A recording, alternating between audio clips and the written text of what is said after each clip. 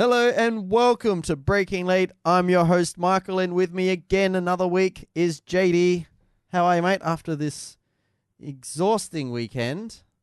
I don't know how exhausting it was. Well, it was a lot later. I had to get adjust to these times. It is good with WA. Yeah, it's a bit It's of a so far relax away, during the it's- morning, and you're like, when's the racing actually going to start? Qualifying's not on till the early afternoon, and then you got the nice evening race. It's nice, yeah. It's good It's timing. not a bad race platform for Darwin people. Probably even better for Sydney in that you can crack a beer for qualifying in the afternoon over there. I cracked a beer for qualifying here. I didn't care. Well, there you go. But that's Darwin for you. Yeah. No, it was good to see. What do you take away from the weekend, mate? Oh, we got to start putting some extra weight in these DJR cars. Yeah, Let's got to get some weight penalties in there. Yeah, let's take a leaf out of the Touring Car Masters and put some weight in these DJR cars because they are looking quick.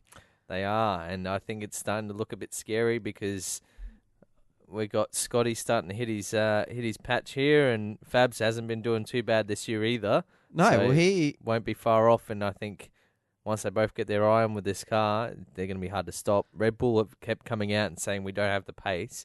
Still, they're doing a great job of getting points. hats off to Jamie. Solid weekend. He got 2 podiums, 2 thirds. Yeah. Best of the Triple Eight guys. I think I'm going to say driver of the round. I know we haven't really discussed anything else, but the driver of Sunday at least was Lounsey. Yeah. They need to work out what's going on with qualifying with him this year. It's really hurting his points because he's having to start so far back and then work his way through the field every race. It's just not working for him. He's just not getting the one lap pace from anymore. the car. Yeah. He's still got the race pace. Yeah. Like he's still. I think he set the second fastest lap of the race. Yeah, he's doing a great job. And Sunday was a real show of his skill and tyre conservation. He's won the most races at Barbagallo. Yeah, what was it? 16. Yeah, I was going to say 16. That's amazing. It's probably back in the day when we were doing 4 races a weekend. Yeah, but still, that's unheard of, really, isn't it? For a driver to have 16 wins 42 years we've been going there since the 70s. I know we haven't gone every year since the 70s. Yeah. But yeah, it's a good little racetrack. Yeah, very high abrasion and tyre wear, and we seen that in the weekend. No grip basically was all about tyre wear. The racing, how they could set the cars up to last during the race. I thought something I took away from Saturday was actually how fast Team Penske were at the start of the race. And I'm going, this is going to hurt them. It's going to hurt them, but it didn't. And I think everyone learned from that. Everyone was very conservative, and it was so odd to see everyone but them be so conservative and stick to the same lap times. And then you got the 2 Penske cars that just went out there and were like, screw this. Let's just go hell for leather. We'll get that gap. They didn't hurt their tires. Well, I think what they also did was they kind of did the undercut. Like they pushed out hard. Probably not hard, but you know what I mean. Not as conservative as everyone else. And then they pitted earlier. And because there was obviously that big gain from getting new tires, no one had any choice. Like they were going to end up being, a minute ahead, which is a lap. Yeah, I know.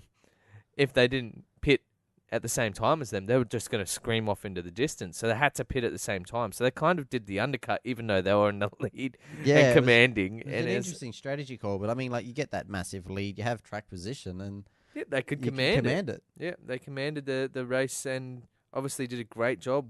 First double victory for Scotty this year. I think that's his first victory for them as well. Yeah, that's his first win, I'm pretty sure. For Penske. So that's great. And Roger Penske was down at the track. I know, that was pretty special for him as well, I think. He seems to go, he went to the WA round last year as well. Did he? Yeah. I didn't remember which ones he went to, but yeah. Maybe that's he'll good. come up to Darwin. No, he won't. Nah, I don't. There's more money in WA. He's got to sell his trucks. It's true. It is true. He does own, what used to be Detroit. So it's Penske Power Systems or something, I think it's called now. They're right around the corner from my work. They are. They're literally 1 block in between you. Last year, the DJR boys went down there. Did they? Yeah. There you and go. then I've got Komatsu next to me as well. And then one year, the Red Bull boys were down there. Oh, look out. I was like, I got to go. And boss was like, no. I'm like, come on. He's like, you don't even know anyone at Komatsu. I'm like, I don't care. High-vis jacket and a clipboard. They'll let you in anyway. But yeah, so great weekend from them. Geez, they're looking quick. I know. It is. We've got to find some quick. pace for the rest of the teams because when Red Bull look like they're scratching their heads, you're in trouble. I know. Like, after this many years of Red Bull just dominating, and like, I don't know, as a Red Bull fan, I'm looking at it going, oh, God, what are we going to do? Our crown's gone. But like Jamie said, everyone's saying it's doom and gloom, but they're still there. I think Jamie's enjoying it, to be honest. He needs to push. I think he's enjoying a bit of rivalry and stuff like that. Not just in-team rivalry, but actual other teams. Even though he had, obviously, Winterbottom a couple of years ago, fighting for the championship. Yep. But I think he's really enjoying this Penske one, and everyone's sort of tarting it up a bit more than... I think the media, and I guess we're a little bit... I don't like to think of us as media, but, we kind of are. The media are really pushing this and going, look, there's finally someone to compete with them. I think legitimately there is now. Yeah, well, I know there is, but... I think when Winterbottom won the men. championship, they had a bit of a suspension advantage, which was helping their cars a lot. Very much so. Where now, I don't think Penske's really got something up their sleeve. It's just everything's going together better. Sort of like how Red Bull was doing it. Yeah, well, they've recruited some of the best guys in the pit lane. Yeah, exactly. They open checkbook. Obviously, they didn't care how much their money there was. Well, obviously, there's a limit, but they just threw money at this team to get it up and going. And, well, it's worked. But everyone's really come out and said, money helps, but that's not what drew people to the team. I mean, you can say that. Maybe some people do like the challenge. And something that was interesting that I took away listening a little bit to the pre-race on Sunday where they interviewed Roger Penske was he said Ludo contacted them. Yeah, I think Ludo wasn't happy with what was happening at AAA. That's not a secret. So he was coming out of contract, and I think he didn't want to be there anymore. So, where would you go? I wouldn't go HRT. I don't even think James Courtney wants to be at HRT at the moment. Oh, did you see? You wouldn't have seen some of these things that he's been posting, but I heard he's a very grumpy boy. They're shocking. I actually quite like James Courtney. Oh, yeah. Sorry, out there in the listeners that don't like James Courtney, but I actually quite like him. He's pretty honest. And I watched a Facebook Live from him from yesterday, and I've never seen him this down, if you could call it. He was obviously angry about what had happened in that race, the race strategy. There was pretty big mistake in that race for not fueling his car enough to get to the finish. Yeah, what was with that? Yeah, that was last the strategist. Lap come in going, oh, by the way, you've still got 15 litres. And I had a good chuckle at the commentators, Scafey, Crompto, and Murph. We're going, oh, well, shotgun not going in there to interview him. I think they sent Greg Rust in. But because he finished well down the pad. He 22nd on the Sunday. Oh, he was gutted. He was absolutely gutted. And I don't think I've ever seen him this disappointed. And it's really kind of sad to see now. When Garth left last year, I thought, James is going to hold it together. It's going to be a good team still and all that. But he's really struggled. The team has not actually moved forward at all, really. They did a little bit at the start of the season, but they're starting to look very much like the HRT of late. Yeah, and this could come down to, we all know HRT is strong in street tracks, and you go to the first one as a street track, and then, he performed well. They had good pace, and was it a false sense of security? Were they going, oh, look at this, we're still up there? I don't know. It's just not nice to see the drivers getting this disappointed. He is a championship-winning driver, and he's getting stuck in a midfield car. Well, midfield's being polite, to be honest. Yeah, well, when you're with fighting a team that's spending lots and lots of money to make silly mistakes like that, it's just not good enough. And I think that's how he's starting to feel. He basically in the video I watched, he's like, we can't hide anywhere basically anymore. We shouldn't be making these mistakes. We're one of the best teams out there. Why? Why is this happening? We're going to go debrief. We're going to find out why this is happening. It can't happen again. And I think if they don't turn this around, he's starting to look a lot like Alonso. Yeah, well, I mean, Mobile hating. HSV aren't going to Indy, take his mind off things. Maybe they will. I don't know what's going on. They can't. They'll be racing in Darwin the same weekend. Yeah, no, I just mean I don't know what they're going to do to keep him happy. Oh, you're not going to put money on Mobile 1 HSV going to Indy? No. Oh, maybe a little bit of money. Maybe Ryan can give him some Wilkinshaw drives and some open wheelers to keep him happy. I know James really loves them. James really did love his open wheel. He had that big accident that pretty much stopped him from doing the open wheel. Well, James was probably other than Mark Webber and Daniel Ricciardo, obviously now, but he was going to be our next Formula One Australian driver. Yeah. So he was doing quite a lot of testing until he had this is back in the crazy days of F1 where they were running stupid amount of power, like V10s. Yeah. And they were making the car as light as possible and with as much downforce.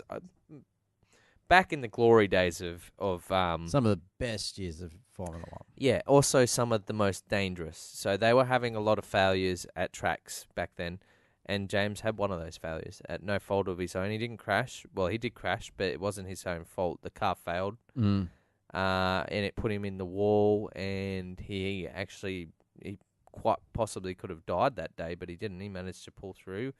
Had pretty big injuries, and that's pretty much ended his Formula One career. I mean, it's actually something quite interesting. Who pulled him out of the car was actually Michael Schumacher. Yeah, I remember that. He pulled over and pulled him out of the car. They were testing as well. So that's back in the days crazy. Of testing. I mean, at least they got testing back in Formula One this year. Yeah, not as much, but not back like then. A couple of laps, but not back in the day like. Back in the day, you needed a lot of money to be in Formula One because they're bloody video testing. Camera, wasn't it McLaren that filmed yes. Ferrari? Yeah, McLaren got a pretty big fine for filming. It was a big fine. Yeah. Well, we had a Formula One star-ish in the field this weekend. Yeah? Who are you talking about? I don't know who you're talking about. Well, he's not a Formula One star. He's trying to get into Indy, but Matthew Bradham. Yeah. Late entry for Lucas Dumbrell Motorsports. Yeah, took Taz's seat, and look, I think he didn't have too bad a weekend. I think he did quite well. Well, he had double driving duties. He was doing this and the super trucks. Yeah. Got to quickly touch on the super trucks. Holy crap! You're watching the super trucks when two of them flip in the same spot in 3 laps. I know. I was like, is this a replay? We just watched them clean this up. I can't wait. They're coming to Darwin. I think they're actually racing up here this year. Yeah, they are, yep. It's going to be a long track for them because they didn't even do all of Barbagallo. They did the short track. Yeah, it will be a long track for them. God, when they can corner those things, except until they take 2 wheels on the ramp, and then that's when shit goes down. Oh, and Kurt Kostecki, on the Friday or the Saturday, he had a big rollover, lost a wheel, and was still like, screw this, I'm going, let's go. And then he's like, hang on. Yeah, I've only got 3 wheels in this wagon. Yeah, this feels nowhere. A bit funny. They are built strong. They flip, but good entertainment. That's what they are. They're entertainment value. They're crazy, yeah. I don't think any of them take it too seriously out there. They're all having fun, pushing hard, but yeah. But yeah, Matt Bradham come in, didn't really. We had no testing prior to this. Like, this was a late minute deal. Paul Morris gave him a few pointers. He sort of was like, can you mentor me this weekend? Because he'd never driven this track, never driven a supercar, was only driving the super trucks, and Paul Morris was doing both. So, gave him a few pointers, helped him out. And he did quite well on the Saturday. He showed some decent pace. I'll just bring up the results of the Saturday race. Okay, Saturday race, he finished 25th. Sunday race 26th, but not last.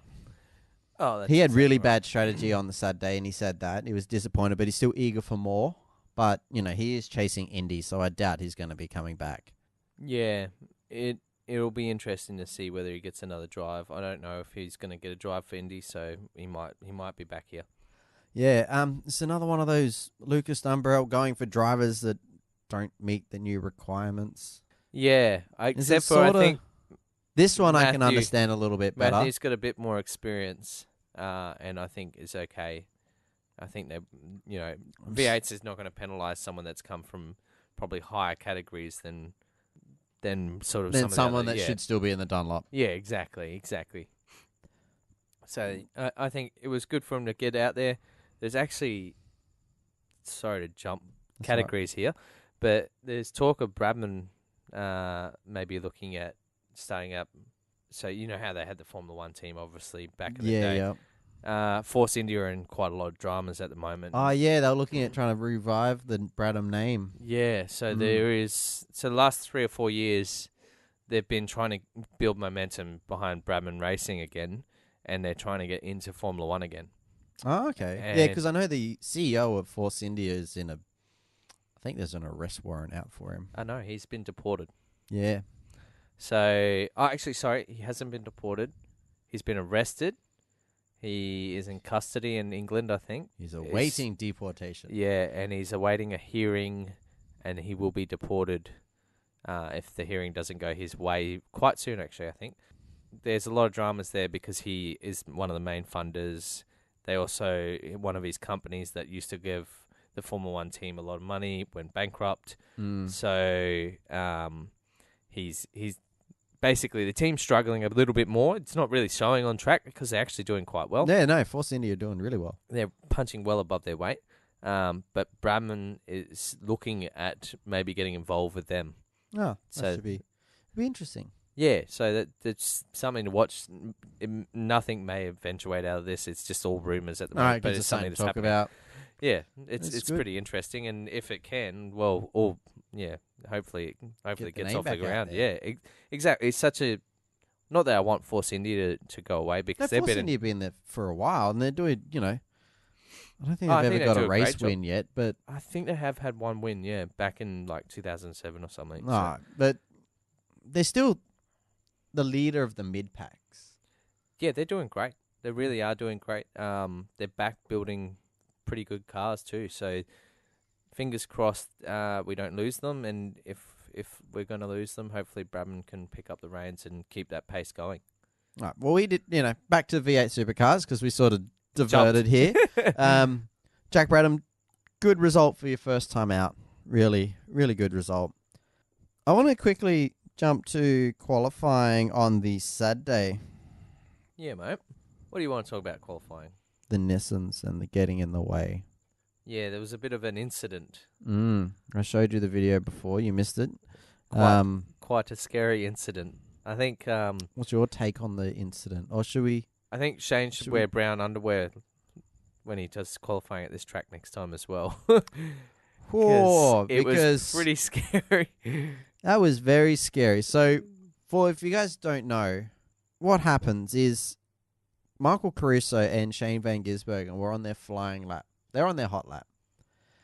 The Rick Kelly, Todd Kelly, and Simona were still on their warm-up, and they weren't... they were coming onto the last corner, so it's like turn 7, I think, on this track. They was like Simona was like slow in the middle of the track. Yeah, they're all trying to bank up. They're trying to bank up, yeah.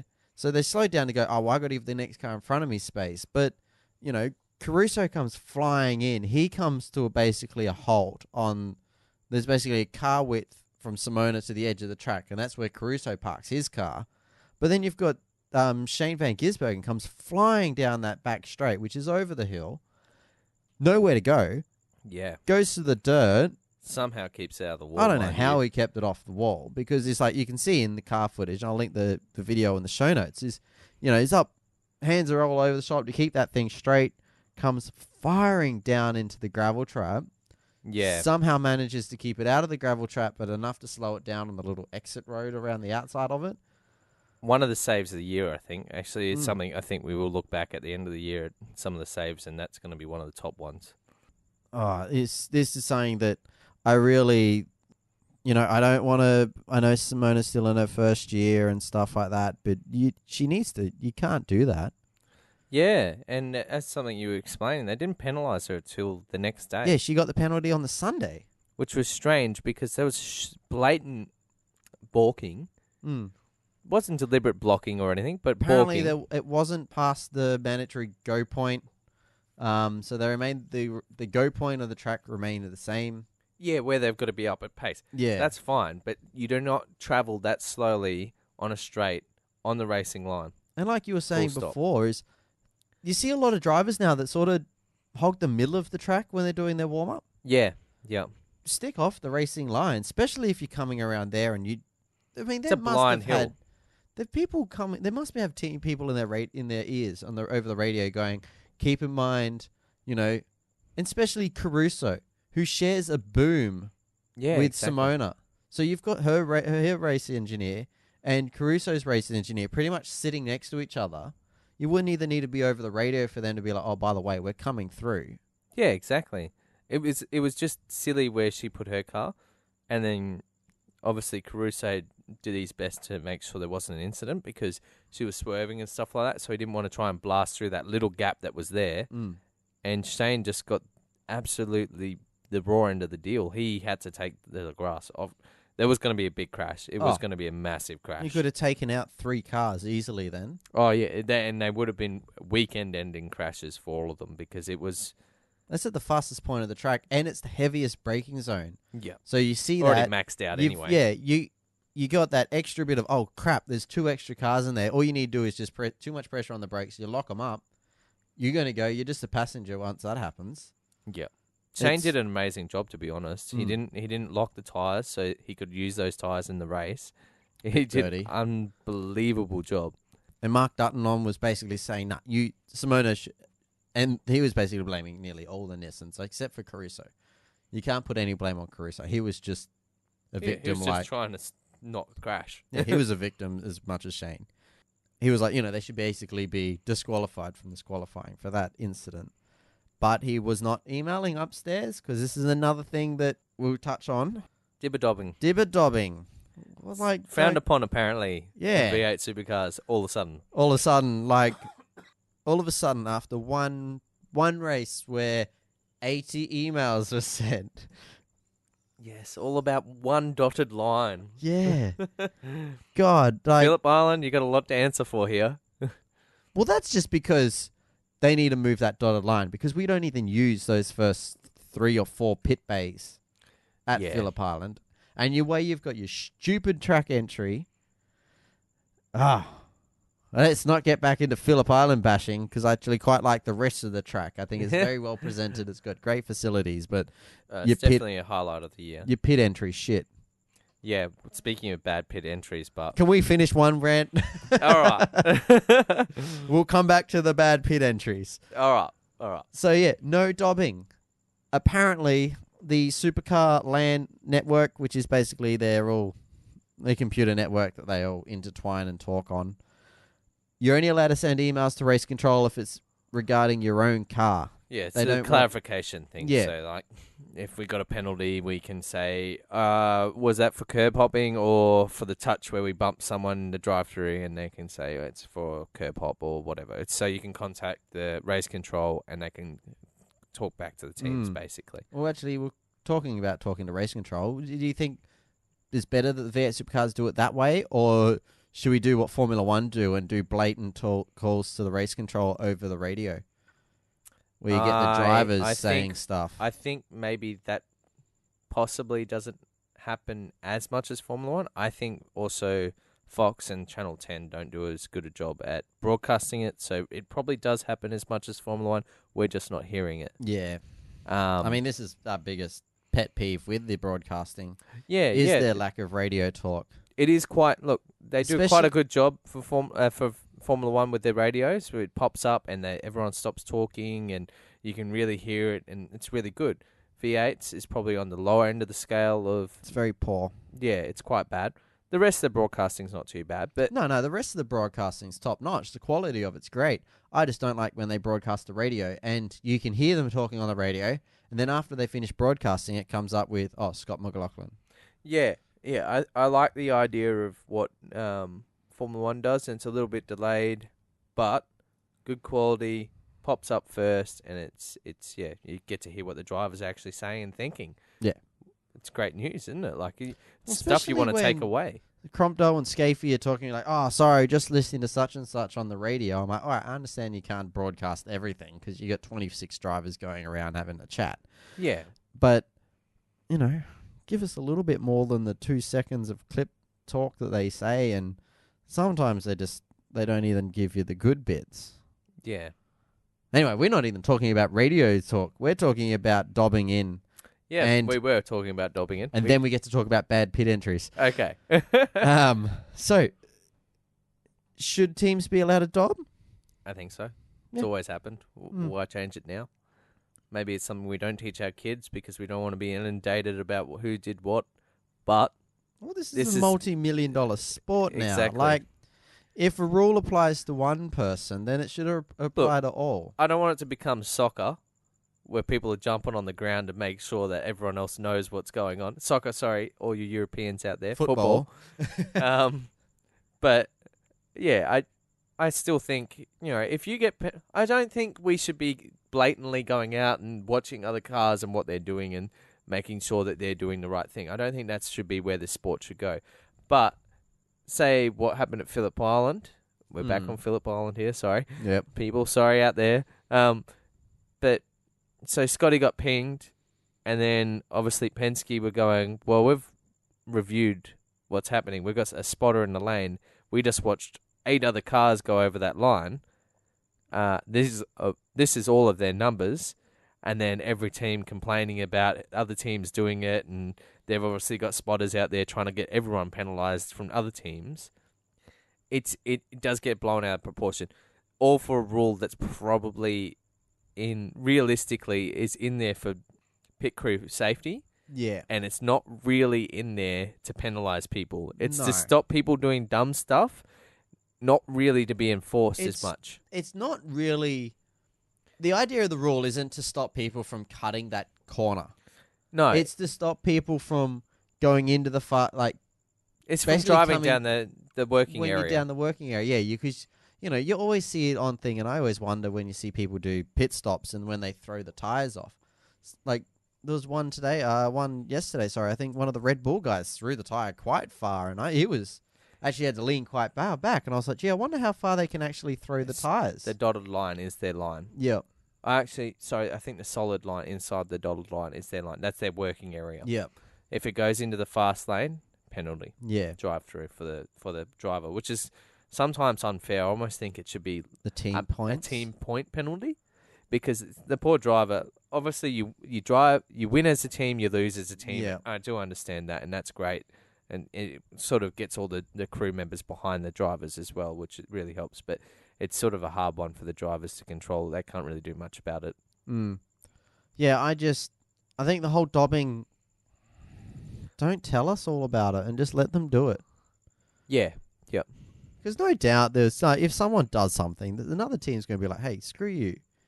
The rules are the rules, and that's why we've got them there. Not just because, and this is something we always talk about, is spinning of the wheels in pit lane. Yeah. You only find that out if you're caught on TV. Yep. Or if someone else is watching, like, hey, man, I saw their wheel spin. Yeah, but it's still not going to happen. So if I was PRA and I was next door to Red Bull and watched their wheels spin and then called up Tim Schenken Yep.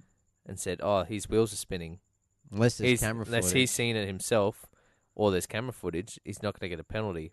Mm. It's always been when Channel 10, Fox doesn't seem to do it nearly as much. No, they do the back of the car or the front. Yeah, they're very much about, seems to be not showing that, which I think is probably the teams maybe have asked. But I think the teams have sort of got a lot better of it now. Either that or they're just not getting caught. But they always do that slight rotation where, just They engage gear. Yeah. But they're not doing the spinning like they used to. Like back in the day, they used to just... It used to be bad for enduros, so when they got out of the car, sometimes they forget to They'd take leave it out it of in gear. gear and then, it's just... Zzz, and you can definitely understand why they're doing it. I mean, all these rules are for crew personnel safety, and, I'm not going to stop a rule... Yeah, obviously, if you had your hands in the spokes of the wheel, because let's be honest, as you're taught as a mechanic, you're told not to hold the spokes of the wheel to put a wheel on. Mm. Every race team does it. Except for Formula One, they're actually quite good. They hold the outside of the Yeah, tyre. because you see how little those spokes are and Yeah. how far in they are. You're like, Yeah. I can't grab that. I'll just grab the outside of the tire. But in V8s and that, they always one hand, because they have one hand on the rattle gun and one hand on the wheel. Mind you, great strength training for them because I think they use inch drive rattle guns. Yeah. And they use quite a large wheel now, and a lot of rubber on there, so they're quite heavy. Mm. To be picking one of those up in each hand is a lot harder than you'd think it would be. Talking about pit stops. Yes. Something that I was wondering after Tasmania, I'm like, oh, where's this big talk? Because we did say V8 Supercars have announced they're doing the Pertec Pit Stop Challenge. Yep. How's it going, mate? Well, very, very quiet on the front. It wasn't till... They're not really publicising it much. I'm sure they'll ramp it up before the end. Oh, they'll definitely ramp it up. I think they were just really quiet on the front of the fact that they didn't do it in Tasmania as advertised, because it must only be for the Saturday, because no fuel on Saturday. Yeah. So you're going to get the quickest pit stops. Yeah, it's not about on strategy. This is not a strategy pit stop. This is all about who can change at least 2 tyres on the cars. So just did a quick Googling on the Supercar website. Brad Jones Racing. I wish they told us the goddamn time, but they did the fastest pit stop. They did. They did quite a good time, actually. Quite a good pit stop. So, look, who's all the way down the LDM? Okay. Yep, That's probably to be expected. I just annoyed that they didn't show the pit stop. Sorry, I was just scrolling down trying to work out who did what was the fastest time. Like, let us know the fastest time, but we don't. So, Brad Jones Racing, car number 14. That's Tim Slade in the Freightliner entry. Yep. Fastest. So, he's got 26 points to his pit stop challenge. Yep. Car sales, obviously, Todd Kelly there is doing quite a good job there in second. The Nissan boys are doing a good job. And the mega racing, Jason Bright's car, third. And look who's right behind him, teammate. So they're obviously doing a cracking job there at Pro Drive. Where were the Red Bulls? 97 was 7th and 17th. These ones here, I'm surprised Lucas Dumbrell. I mean, I'm not... This is going to sound bad. Lucas Dumbrell last, but I thought not Chaz. Waters? Cam Waters was going to be slowest because he was like 17 seconds on the Saturday.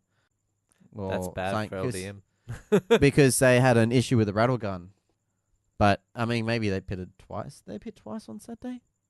I didn't think No, so. it was just the one stop, wasn't it? Yeah. Yeah, anyway. So, if... Team Vortex not doing so great there either, but right down in 22nd. Yeah, this is really disappointing that they're not giving us the times. Yeah. Big disappointment. That's the main thing I want to know. I want to know how fast they're changing. But, big hats off to Brad Jones and the boys over at car number 14 for setting the fastest time. Working hard, obviously, and training and all that gear and getting the team well-oiled machine. So the next one is over at Winton, which is up in 2 weeks. Anyway, let's go back to the Sunday race because we haven't really touched on that, and we should touch on that. We're not going to touch on it heaps. This is already a longer episode than I first thought. Turns out we're sitting here at start going, man, we got to fill 40 minutes. How are we going to do that? And 35 minutes in, we're already here. I mainly want to talk about the start because that really was the race. Yep. Well, it was pretty eventful before even the start with Lownsley's car stalling when he put on the pit lane limiter as he come up towards that was very odd, wasn't it? And then grid. He didn't make it off the line at the start when they did the formation lap, and then he was like last. Yeah, then he sort of weaved his way up, and then they basically said start last. Yeah. And we did touch on this right at the start of the show. He did a great job finishing 8th or 9th, like in the top 10. He finished 8th, yeah, in the top 10, so that's great. I think Scotty needs to thank Frosty. He did give him a bit of a bump. That's what you were saying at the start. This is a bit of a go-kart move. Yeah, he did the old freight train, lock onto the guy in front and try and push past, which I thought was quite funny, being that the guy who was trying to push past was his teammate. Well, and Chaz actually had a better start than Scotty. Yeah, the Frosty two actually best helped him. starts was Whincup and Frosty, but they had nowhere to go. Yeah. And they both sort of just ran into these two guys and just was like, oh, far out, where you park your car there. I need to get around you. I'm going much faster right now. But yeah, I mean, Frosty really, really helped McLaughlin. I think 50 points off Scotty given to Frosty. I'm making that call. Winterbottom needs it. He's starting to show, and this is Pro Driver getting quite good. They're getting some really good pace. Yeah. It's good to see. I think that we were talking about this earlier before we started recording, but I think Frosty actually thrives on when he has a bit of competition in a team. So last year they lost Chaz. Chaz lost his engineer, yada, yada, yada. Didn't go so great. He's back with his engineer. It all seems to be working. There's a bit of rivalry. Obviously, Winterbottom's got a couple of different setups he can look at now as well. So that's working for him. And both their pace, it's really starting to show. The car's quick, and it seems to be working out for him. So it's great. But yeah, what we were talking about with Frosty was, he did definitely pull on the something that we always used to do in go-karts is we'd freight train each other. So off a start, you just latch onto the guy in front, and if he didn't get the best start, obviously if you wanted to work with him, if you didn't really like him, you probably wouldn't give him a bit of a push. You were saying you used to do it with people you'd like. If there's someone that you didn't, you're like, oh, I don't mind that bloke. He's a good bloke. I'm going to give him a help here. Yeah, get around this guy. You work together. So move forward together. Yeah, you move forward together. So if I like the guy in front and we can move forward together, I would definitely, and I got a better start than him, we're going down the straight, whatever. I'm going to ram it in the back of him. I will give him a push so he can get in front, and I'll try and get second from him or whatever. And then we can battle it out first and second later. But yeah, it's something that you always try to do. You sort of work together. You use all your horsepower together, linked it all together, and that's sort of what Frosty did to Scotty on the weekend. And yeah, it pushed him up, and he managed to get into the first corner first, and the rest of the race, he pretty well controlled it. Yeah. What do you think about Fabian's strategy call at the start? He got used rears, and that hurt him. I don't know why they did that, to be honest. Maybe he's a little bit harder on his rear tyres. Maybe, I'm not sure. But if you're harder on the rears, wouldn't you want to start with hard on the fronts? Harder on the fronts and not the rears. Sorry, the other way around. Seemed to be funny because everyone that was going for the two tyre game was going the loaded side of the tyre, so the left hand side of the car, not just rears or fronts. Rears. Yeah, very odd. But I mean, Hit still did a great job to come back, and I actually Davo, man of the match for me, holding up Fabian at the end there, making it a little bit more exciting. Well, it was a pretty non-exciting race other than Lowndes pushing through the field. Yeah, and his little spin. After last week's Formula 1 going, oh God, no passing. And then watch this and you're like, yeah, right, there was some passing. It was a lot easier for us to talk 45 minutes about this race than it was the Russian race. Yeah. But still, yeah, it was like, oh God, these guys have been watching Formula 1 too much. Yeah. Either my old man sent me a message today, he emailed me going, what happened on the V8 yesterday? Bloody race to the first corner. I'm like, yeah, pretty much was. Yeah. At least there were some pit stops. I just think we need that longer kilometers. Yeah, I don't know what you do with that race because that meeting really comes down to you can't push. And when you can't push, you're not going to get to passing because people can't commit. So, like, I'm not going to commit 30% extra or 10% extra just to get past you because I know if I commit 10% extra now, that's going to cut 5 laps off my tyres. You know what I mean? Like the way these tyres fell off, as soon as they fall off, you're losing 3 seconds a lap. Yeah, and that's exactly right. So people were driving along and then all of a sudden they're just gone. Yeah. You pretty much were just going, how fast is the person in front of me going? I'm going to go that fast. Yeah. And then maybe they might make a mistake or I might get a better run off in turn 6 and then I'll get you the pass. Yeah. It's a bit of a hard track, and the tyres just aren't suited to it. I think that track needs a resurface. It does.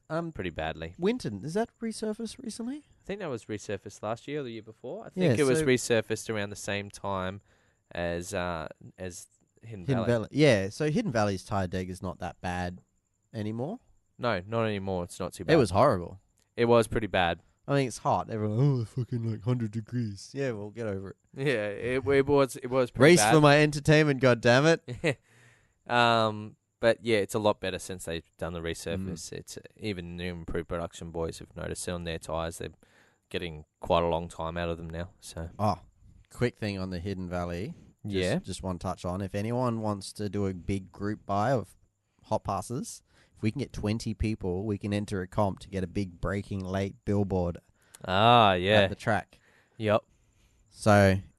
Well, I'm already thinking about buying 10 through the business, so maybe we can look at that. It might be I was going to go. I got to try and find 10 people. We buy 10 people. If you get 10 people together and you can buy a hot pass, you get them for basically $75 a pop. Yep. So if you do want to do it, I don't know about other rounds. I'm pretty sure there's bulk buys and stuff like that. But yeah, if you're in Darwin or if you're looking at coming to Darwin, you want to buy a hot pass, hit us up. We'll buy a big bulk one and we'll try and get a big breaking late thing at Hidden Valley. That'd be good, wouldn't it? Yeah. Bit of guerrilla advertisement. Anyway, enough about that. We're going to the Formula One next week. Barcelona. Yeah. The scene of the crime from last year. It is. Although this is the one you got the call. Rosberg's not here. I know. That means this has been 12 months we've been doing this podcast for. Yeah. I made a pretty big prediction on this one too. Last year. Yeah. I said that. You said Hamilton better give Rosberg some room, otherwise he's going to drive him into the sticks. Well, the grass sticks, same thing. Yeah, we all know what you're talking about. Go on. What's happening next week? I think it'll be a lot more civilized. Yeah. I don't. To be honest, I don't know who's going to win either. Last meeting, I thought it was going to be exciting track. Yeah, I thought it was going to be Sebastian. I almost think it's going to be Sebastian again. I just think the Ferraris have better tyre life and stuff like that. And I think this is going to be a track where we're going to get battling and stuff like that. And tyre deg is going to come in. There's different sections of the track. I wouldn't be surprised if Red Bull are going to be quite strong in the Sector 3 of this track. Because it is a lot of downforce. And this is the big thing that we're looking forward to. This meeting here is not all on power. And we've all gone home. We've all gone home. Everyone's gone back to the factory now. This is no longer a flyaway. This is basically a home round. Yeah, this is a European round, essentially. Well, it's in Spain. Yeah. Barcelona, lovely part of the world. It's exciting, really exciting, because Red Bull's bringing all their updates. Obviously, Mercedes and Ferrari every team's bringing updates to this round pretty much. It's just, I think Red Bull's updates are going to do more than Mercedes and Ferrari's updates, obviously, because I think they're closer to their ultimate speed than Red Bull is at the moment. I think Red Bull has more time to gain out of sort of some smaller updates. So, fingers crossed, we're going to have a three-way team sort of battle this weekend. I think it could be quite exciting. I don't know if Red Bull will have enough. No. But I think Sebastian will be the one to watch for Ferrari. Yes, I think Sebastian is here's my tip. Yeah, for championship. Yeah, and for this race. Yeah, I agree. I think you just can't go past him. I think he looks confident. He looks a bit like that boyish winning. Like I said, his energy's back. As soon as every championship he's led in, he's won it. Yeah. He's not in as dominant car. No. I think it's very exciting, and buckle your seatbelts. It could be a good race, this one. Oh, no, I'm very, very, very excited. Yeah, it should be good. Other than that, but there's not much else to talk about, I guess, with Formula One. No. There's not been too much news come out about it recently, other than a few little teams things. Trying to talk themselves up. Yeah, other than Red Bull trying to say that their updates are going to bring them back up, and Renault's announced that their engine upgrade's not going to be here yet, and it's probably not going to be for quite a while now. Yeah. Alonso did the Indy testing. Oh, yeah. Alonso did do some Indy testing, and he did quite well. That was watched by a lot of people, like 2 million people saying watched him test. That shows the pool that he's got. I put some money on him at Indy. Yeah, I did too.